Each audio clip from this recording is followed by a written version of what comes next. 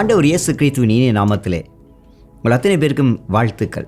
சத்தியவசனம் நிகழ்ச்சி உங்கள் வாழ்க்கையிலே சந்தோஷத்தையும் மகிமையும் கொண்டு வருகிறது அறிந்து நாங்கள் ஆண்டவருக்குள்ளேயே சந்தோஷப்படுகிறோம். நீங்களும் அறிந்து கொள்ளுங்கள். உங்களுக்கு வாய்ப்பு கிடைத்தால் இன்னும் பலருக்கு இந்த சத்தியவசன நிகழ்ச்சியை அறிமுகப்படுத்துங்கள். ஏன் தெரியுமா? இந்த சத்தியவசனம் எப்பொழுதுமே எங்களுக்கு ஒரு புத்துணர்ச்சியை தரக்கூடிய ஒரு விஷயங்களாக அது இருக்கிறது. நான் அறிந்த மட்டிலே இந்த சத்தியவசனம் நிகழ்ச்சிகள் நான் பல வருஷங்களாக நான் பார்த்து வருகிறேன். அதிலே பணியாற்றுகின்ற பலரை நான் அறிந்திருக்கிறேன். அவர்களுடைய பேசுகிற பொழுது, அவர்களோடு இருக்கிற பொழுது இந்த ஒரு விஷயத்தை மட்டும் நான் பார்த்திருக்கிறேன், புத்துணர்ச்சி என்ற அந்த பக்கம். ஏன் அவர்கள் வேதாகமத்தை எங்களுக்கு சொல்லவும், வேதாகமத்தில் இருக்கிற விஷயங்களை எங்களோடு பகிர்ந்து கொள்கிற பொழுது அது எப்பொழுதுமே எங்களுக்கு புத்துணர்ச்சியை தருகிறதாக இருக்கிறது. இன்றைக்கு நான் உங்களுக்கு ஒரு வசனத்தின் அடிப்படையிலே நான் அப்படிப்பட்ட ஒரு விஷயத்தை பற்றி பேச விரும்புகிறேன். சங்கீதம் 51 அதிகாரம் 10வது வசனம். சங்கீதம் 51:10 அது இப்படி சொல்கிறது: இறைவனே, தூய்மையான இருதயத்தை என்னில் உண்டாக்கி உறுதியுள்ள ஆவியை எனக்குள் புதுப்பியும் என்று சொல்லி கேட்கிறான். இறைவனே, தூய்மையான இருதயத்தை என்னில் உண்டாக்கி உறுதியுள்ள ஆவியை எனக்குள் புதுப்பியும்.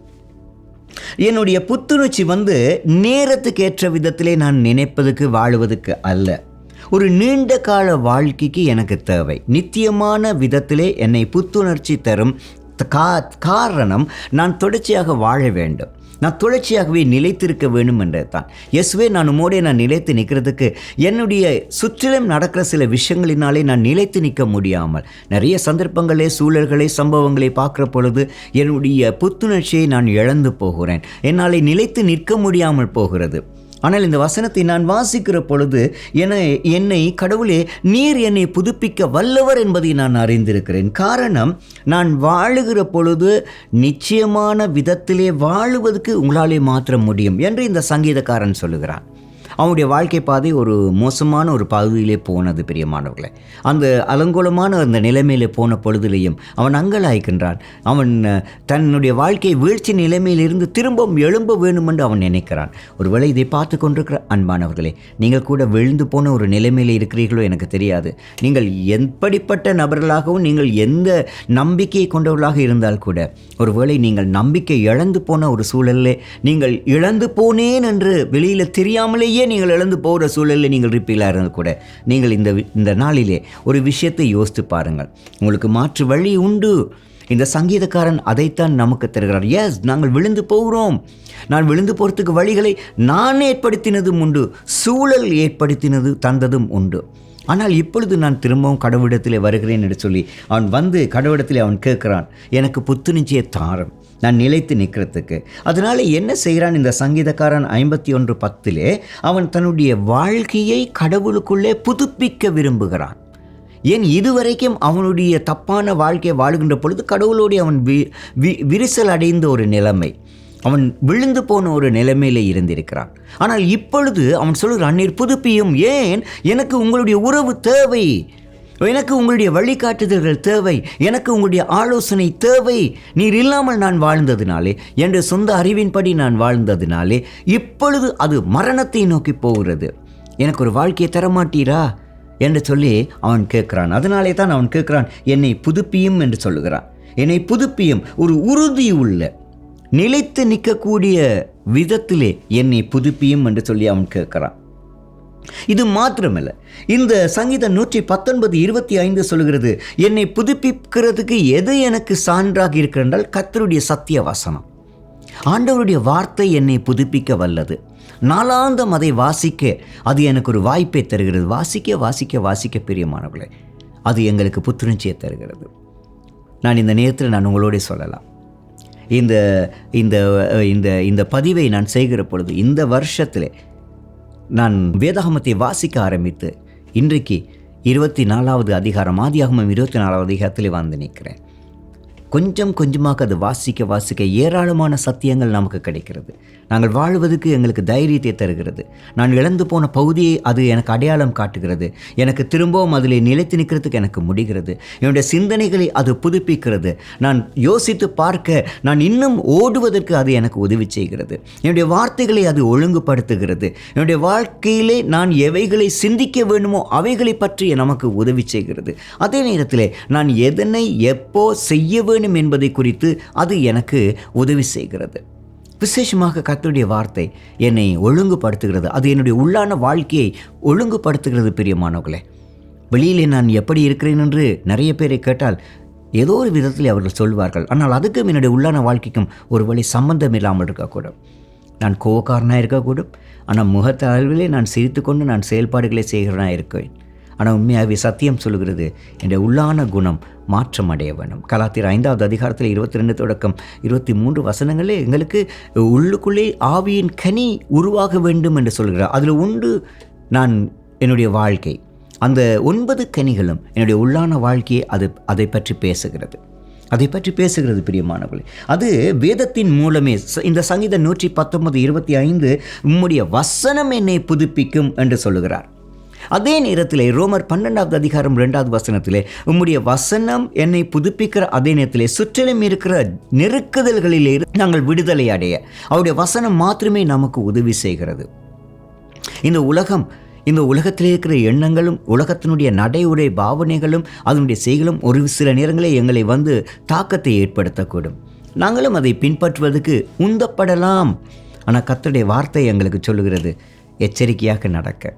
ஒரு விதத்திலே சொன்னால் இன்றைக்கு இந்த சமுதாயம் முழுவதும் வியாபார நோக்கத்தோடு இருக்கிற சமுதாயம்.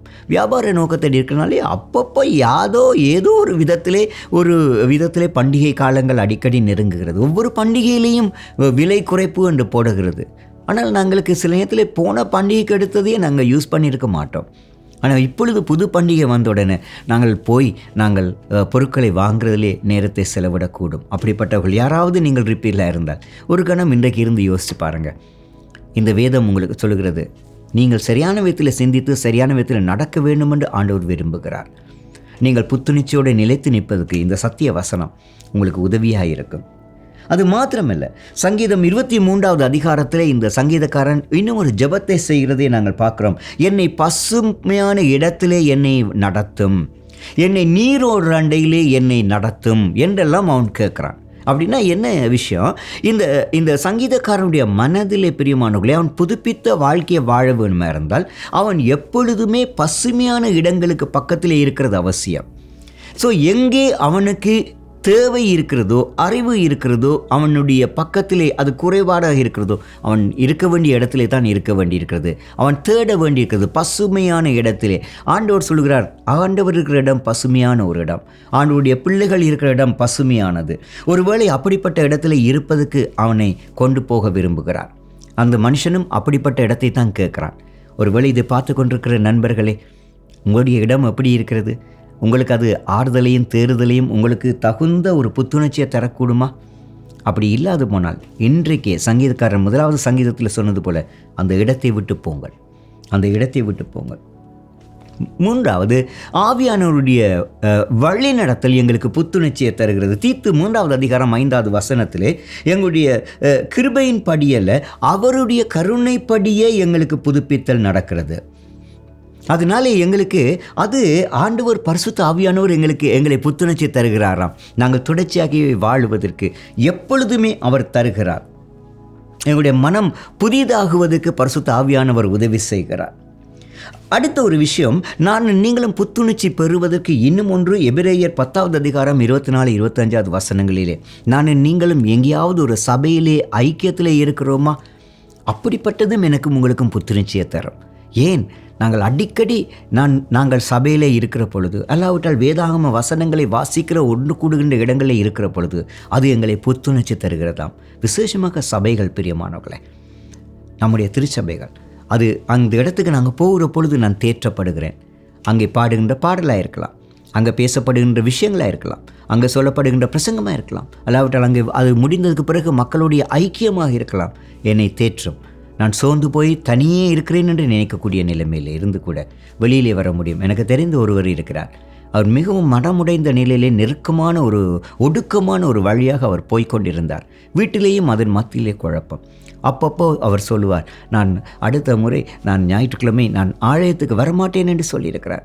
ஆனால் நான் அவருக்கு சொல்லியிருக்கிறேன், இந்த எபிரேயர் 10வது அதிகாரத்தின் அடிப்படையில் சபை ஐக்கியத்தை விட்டுவிடாமல் எச்சரிக்கையாக இருங்கள். ஏன்? சபை ஐக்கியம் எங்களுக்கு புத்துணர்ச்சியை தரும். ஒரு முறை அவர் சபைக்கு வந்தார். அன்றைக்கு பார்த்து அங்கே இருந்த ஜெபமும் அங்கே இருந்த பாடல்களும் அந்த பிரசங்கமும் அவருடைய வாழ்க்கை பாதையை முழுவதுமாக மாற்றி போட்டு அந்த நண்பர் இன்றைக்கு பெரிய சந்தோஷத்தோடு இயேசுக்குள்ளே இருக்கிறார். அப்படிப்பட்ட ஒரு வாய்ப்பை உங்களுக்கு தேவையாக இருந்தால் நீங்கள் கூட அப்படிப்பட்ட சந்தர்ப்பத்தை தேடி போகலாம். ஆனாலும் முடிவாக ஆண்டவர் எங்களை எப்பொழுதுமே புத்துணர்ச்சி உள்ள வாழ்க்கையை வாழ்வதற்கே விரும்புகிறார்.